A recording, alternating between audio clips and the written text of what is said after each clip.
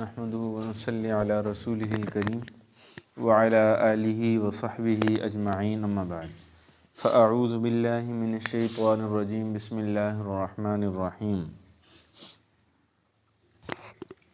وَإِذَا ضَرَبْتُمْ فِي الْأَرْضِ اور جب تم زمین میں سفر کرو فَلَيْسَ عَلَيْكُمْ جُنَاحٌ تو تم پر کوئی گناہ نہیں ہے أَن تَقْصُرُوا مِنَ الصَّلَاةِ کہ تم نماز کو کم کر دو، نماز میں قصر کر لو۔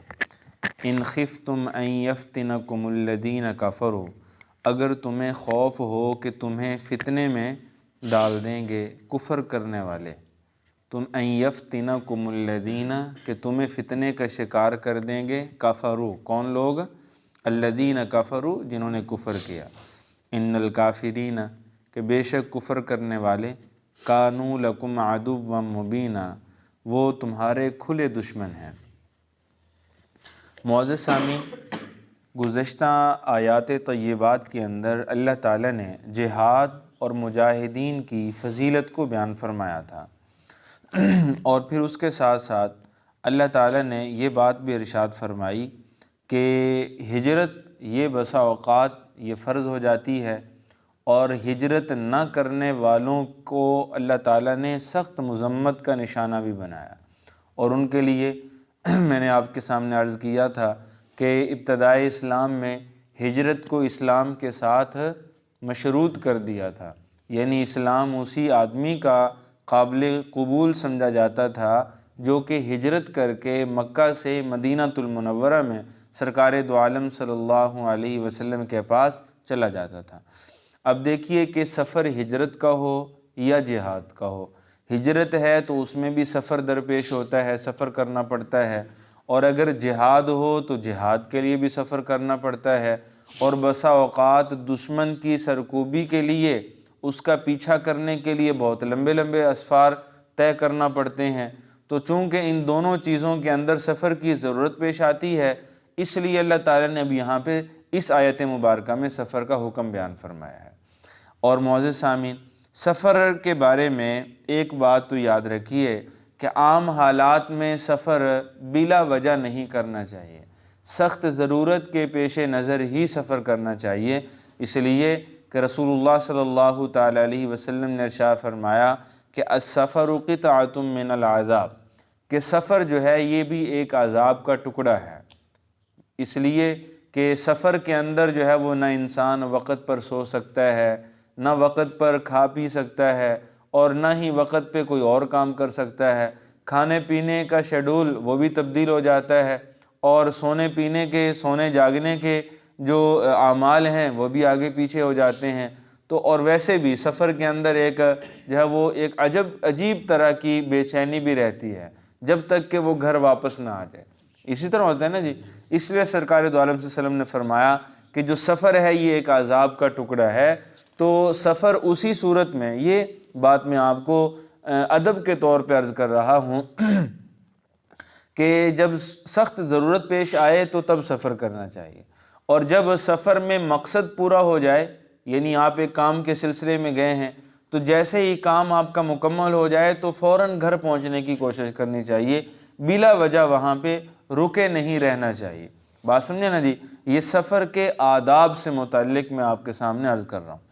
اور دوسری بات، اور یہ جو چیز ہے نا گھر جلدی آنا چاہیے، یہ حدیث مبارکہ میں ہے، رسول اللہ صلی اللہ علیہ وسلم نے خود ارشاد فرمایا فَلْيُعَجِّلْ إِلَىٰ أَهْلِهِ اسے گھر واپس لوٹنے میں جلدی کرنی چاہیے، ٹھیک ہے؟ جیسے ہی اپنا مقصد پورا ہو گیا ہے، کام پورا ہو چکا ہے، تو اب فوراً جو ہے وہ گھر واپس آ جائے۔ اب معزز سامعین، سفر کی حالت میں شریعت کے کچھ احکام ہیں وہ بدل جاتے ہیں۔ اب دیکھیں، نماز ہے تو 4 رکعت والی نماز وہ 2 رکعتیں رہ جاتی ہیں، اسی طرح روزہ ہے تو وہ چھوڑنے کی اس کو اجازت ہو جاتی ہے۔ تو اب یہ 4 رکعت والی نماز، اسی کو صرف جو ہے وہ 2 رکعت کیوں کیا گیا ہے؟ ٹھیک ہے جی، 3 رکعت والی نماز کو جو ہے وہ آدھا کیوں نہیں کیا، صرف 4 رکعت والی نماز کو آدھا کیوں کیا ہے؟ بھئی اس میں سمجھیے کہ اصل میں جو نماز سید عائشہ رضی اللہ تعالیٰ عنہ فرماتی ہیں کہ وہ 2 رکعت ہی فرض ہوئے تھے ابتدان جو نماز تھی یہ کتنی رکعت فرض ہوئی تھی؟ یہ 2 رکعتیں ہی فرض ہوئی تھیں۔ پھر قیام کی حالت میں اللہ تعالیٰ نے جو ہے وہ کچھ نمازوں کو 4 رکعت کر دیا۔ اب دیکھیں اگر ہم نمازوں کو دیکھیں تو جمعے کی نماز وہ کتنی رکعتیں ہیں؟ 2 رکعتیں ہیں۔ عید الفطر کی نماز، عید الاضحیٰ کی نماز وہ بھی 2 رکعتیں ہیں، ٹھیک ہے نا جی۔ اور سفر کے اندر مسافر کے لیے بھی 2 رکعتیں ہو جاتی ہیں۔ تو سیدہ عائشہ رضی اللہ تعالیٰ عنہ جو فرما رہی ہیں نا کہ اصل میں نماز 2 رکعتیں تھیں، وہ ان تمام مثالوں سے سمجھ بھی آ رہا ہے کہ واقعی 2 رکعتیں تھیں، ٹھیک ہے۔ پھر اللہ تعالیٰ نے قیام کی حالت میں نمازوں کو بڑھا دیا، کچھ نمازوں کو اللہ تعالیٰ نے 4 رکعتیں کر دیں اور کچھ کو اللہ تعالیٰ نے 3 رکعت کر دیا۔ اب جو 4 رکعتیں تھیں تو جب سفر میں گئے تو اللہ نے اصل حالت میں بحال کر دی، فرمایا کہ اب 2 کر لو۔ اب جو 3 تھیں ان کو تو نصف کر نہیں سکتے، اس لیے کہ 3 کا نصف 1.5 ہوتا ہے اور 1.5 رکعت کی کوئی نماز نہیں ہوتی ہے، اس لیے جو 3 ہے وہ 3 ہی پڑھی جائیں گی، اور جو 2 ہیں وہ تو اپنی ویسے ہی اصل حالت میں ہیں، اور جو 4 ہیں ان کو جو ہے وہ نصف کر لیا جاتا ہے، ان کی 2 رکعتیں پڑھ لی جاتی۔ اب معزز سامعین، اب ایک چیز یہ سمجھ لیجئے کہ نماز جب ہم قصر کریں گے یعنی اس کو نصف کریں گے تو سنتیں ادا کریں گے یا نہیں کریں گے؟ اکثر ساتھی اس کے بارے میں بھی سوال کرتے ہیں، تو بھئی اس کو سمجھ لیجئے کہ سفر 2 طرح کا ہوتا ہے۔ ایک سفر کہ انسان سفر کے اندر جو ہے وہ چل رہا ہے، فی الواقع سفر میں ہے، ٹھیک ہے جی، صرف نماز کے لیے رکا تھا، آگے پھر سفر شروع کرنا ہے فوراً، اس کو کہتے ہیں سفر جاری، یعنی سفر اس کا جاری ہے۔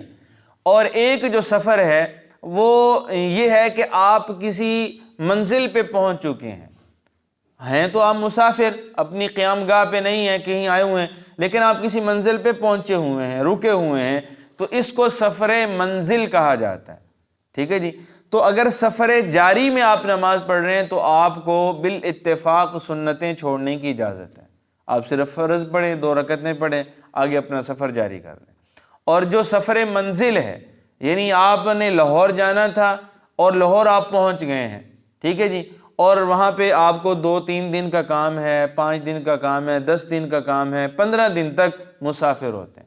اگر 15 دن کی نیت کر لی جائے تو پھر وہ مقیم بن جاتا ہے، 14 دن تک مسافر ہیں، تو 14 دن تک جو ہے وہ آپ نے وہاں پہ رکنا ہے، گویا کہ وہ 14 دن تک آپ کیا ہیں؟ مسافر ہی ہیں، ٹھیک ہے نا جی۔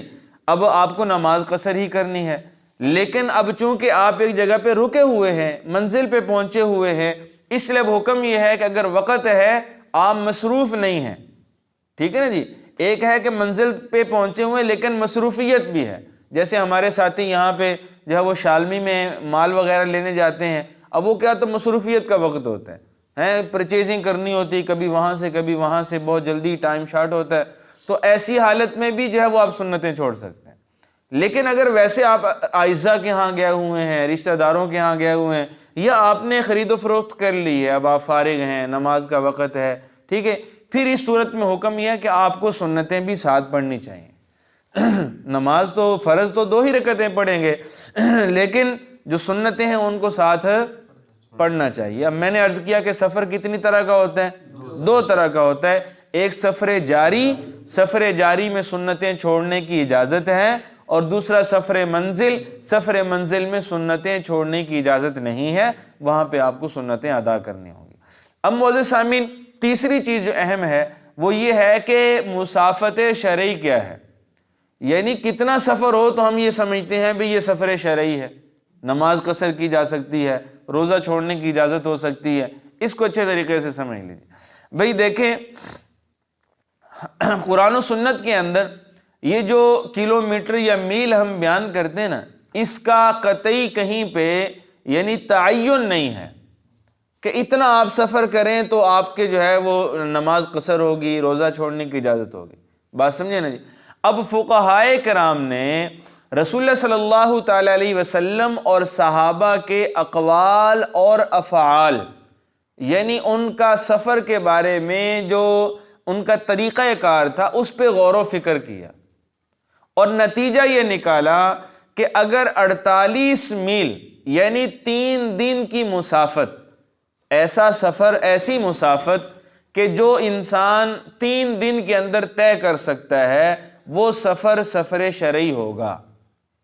اور انہوں نے 3 دن کی جو مسافت نکالی ہے وہ ایک بالکل نارمل روٹین کے مطابق ایک آدمی اگر اپنی جو ہے وہ نیند بھی پوری کرے، اپنا جو ہے وہ قضاء حاجات، کھانا پینا، نمازیں آگے پیچھے سکون کے ساتھ اور ایک نارمل رفتار میں اگر چلے، تو انہوں نے فرمایا کہ ایک دن کے اندر جو ہے وہ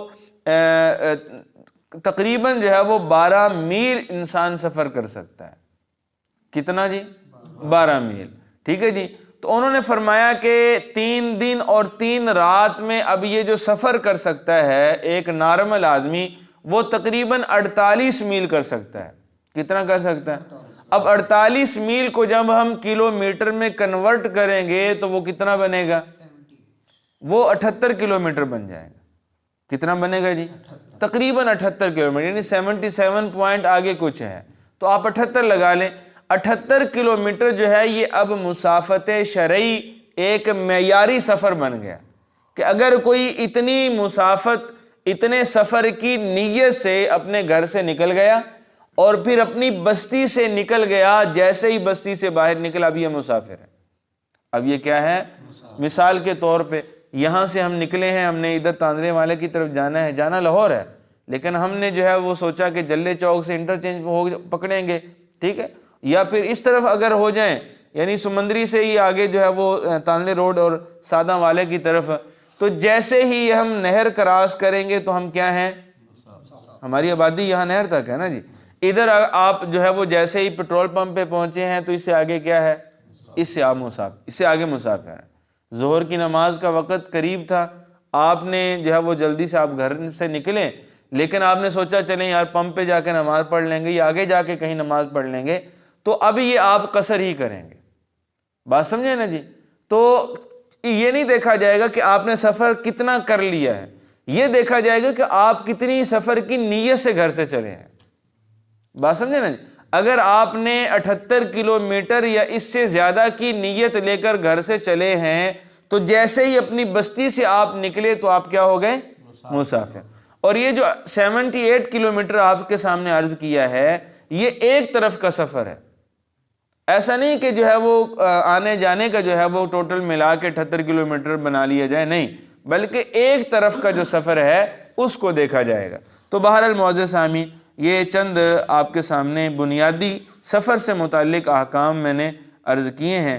اسی طرح معزز سامعین، اگر کسی آدمی کی مسافر تھا، سفر کی حالت میں نماز رہ گئی، قضا ہو گئی، اب وہ جو نماز قضا سفر کی حالت میں ہوئی ہے تو وہ قصر ہی پڑھنی پڑے گی، چاہے وہ حالت سفر میں پڑھے یا گھر آ کے پڑھے۔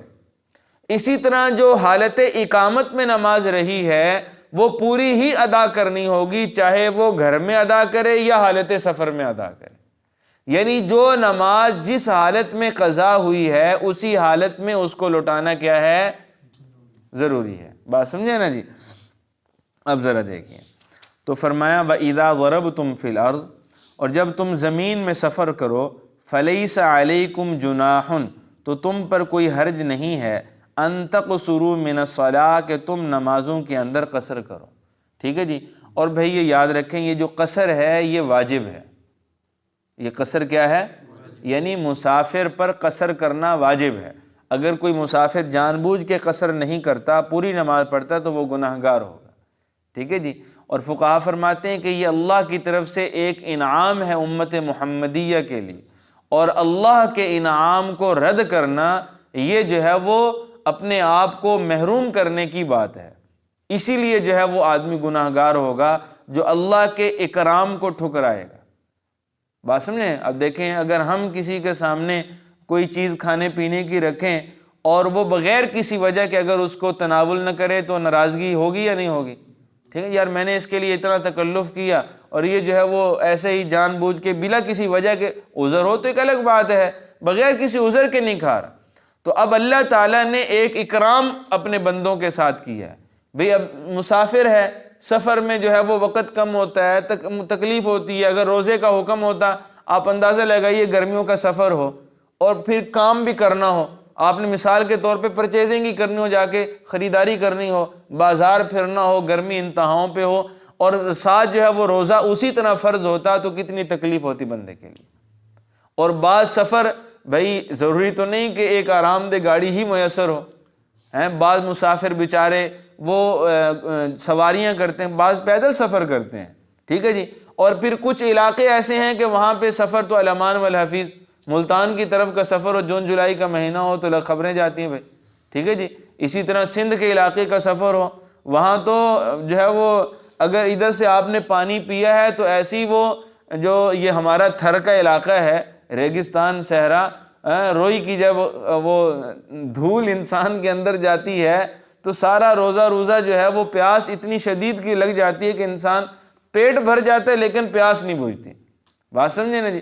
اسی طرح اگر پہاڑی علاقے کا سفر ہو تو وہ بھی بہت شدید ہوتا ہے، بلوچستان کا آپ اندازہ لگائیے، ہیں تو اللہ تعالیٰ نے امت کے اوپر رحم کیا ہے، اور بطور اکرام کے، ان کا اکرام کرنے کے لیے اللہ تعالیٰ نے حکم کے اندر نرمی فرما دی۔ اب انسان کو چاہیے کہ اس اکرام کو قبول کرے۔ اب اللہ نے قصر کا حکم دیا تو اب قصر ہی کرے، اس لیے فقہا کہتے ہیں کہ قصر کرنا کیا ہے؟ واجب ہے۔ البتہ حضرت امام احمد بن حنبل رحمۃ اللہ تعالی علیہ اور امام شافعی رحمۃ اللہ علیہ، ان کے ہاں قصر افضل ہے، کر لو تو زیادہ ثواب ہے، نہ کرو تو گناہ نہیں۔ لیکن بہرحال ہم جس امام کے مقلد ہیں، امام اعظم ابو حنیفہ رحمۃ اللہ تعالی علیہ اور امام مالک رحمۃ اللہ علیہ، یہ دونوں حضرات فرماتے ہیں کہ قصر کرنا واجب ہے۔ اگر کوئی جان بوجھ کے سفر میں پوری نماز پڑھے گا تو یہ گناہ گار ہوگا۔ اچھا اسی طرح بھائی ایک اور بات سن لیجئے، ہم مسافر ہیں لیکن ہم ایک ایسے امام کے پیچھے نماز پڑھ رہے ہیں جو کہ مقیم ہے۔ اب یہ مسافر یہاں پہ مقیم امام کے پیچھے قصر نہیں کرے گا بلکہ پوری نماز پڑھے۔ ایسا نہ ہو کہ مقیم کے پیچھے شروع کی اور 2 رکعتیں پڑھ کے سلام پھیر لیا، نہیں بھائی، جب مقیم امام کے پیچھے پڑھے گا تو پوری پڑھے گا۔ اب اسی طرح معزز سامع، ایک امام ہے جو کہ مسافر ہے لیکن اس کے پیچھے کھڑا ہونے والا مقیم ہے۔ اب مقیم جو ہے وہ قصر نہیں کرے گا، اب امام کو تو قصر کرنی ہے اس لیے کہ وہ تو مسافر ہے، بات سمجھے نا جی۔ لیکن جو مقیم ہے وہ قصر نہیں کر سکتا، بلکہ اسے چاہیے کہ وہ اپنی بعد میں نماز کو پورا کرے۔ اور جو مسافر امام ہے اس کے لیے مسنون یہ ہے کہ جیسے ہی سلام پھیرے تو فوراً اعلان کر دے کہ بھائی میں مسافر تھا اس لیے میں نے نماز قصر کی ہے، آپ میں سے اگر کوئی مقیم ہے تو اپنی نماز کو مکمل کر لے، بات سمجھے نا جی۔ تو یہ معزز سامعین جو ہے وہ سفر کے اور شرعی سفر کے چند احکام تھے جو میں نے آپ کے سامنے عرض کیے ہیں۔ اگر کوئی سوال ہو تو وہ ترجمے کے بعد آپ کر سکتے ہیں۔ جی دیکھیے، فرمایا کہ وَإِذَا ضَرَبْتُمْ فِي الْأَرْضِ، اگر تم زمین کے اندر سفر کرو، فَلَيْسَ عَلَيْكُمْ جُنَاحٌ، تو تم پہ کوئی حرج نہیں ہے، أَن تَقْصُرُوا مِنَ الصَّلَاةِ، کہ تم نمازوں میں قصر کرو۔ إِنْ خِفْتُمْ أَن يَفْتِنَكُمُ الَّذِينَ كَفَرُوا، اگر تمہیں خوف ہو کہ تم فتنے میں تمہیں مبتلا کر دیں گے وہ لوگ جو کافر ہیں، ٹھیک ہے جی۔ اچھا اس فتنے سے مراد لڑائی ہے، یعنی اگر کافروں کی لڑائی کا تمہیں اندیشہ ہو تو پھر بھی تمہیں قصر کی اجازت ہے۔ اسے صلاۃ الخوف کہا جاتا ہے۔ کیا کہتے ہیں؟ صلاۃ الخوف، یعنی لڑائی کا خوف ہو تو پھر بھی قصر کرنے کی اجازت ہے۔ اب چونکہ اگلی آیات میں مستقل صلاۃ الخوف کا حکم آ رہا ہے اس لیے اب میں نے یہاں پہ اس کو نہیں چھیڑا، انشاءاللہ اگلی آیات میں اس کو مستقل بیان کر دیا جائے گا۔ ان الکافرین کانوا لکم عدوا مبینا، بے شک کافر یعنی اللہ تعالیٰ کے نافرمان انکار کرنے والے وہ تمہارے کھلے دشمن ہیں۔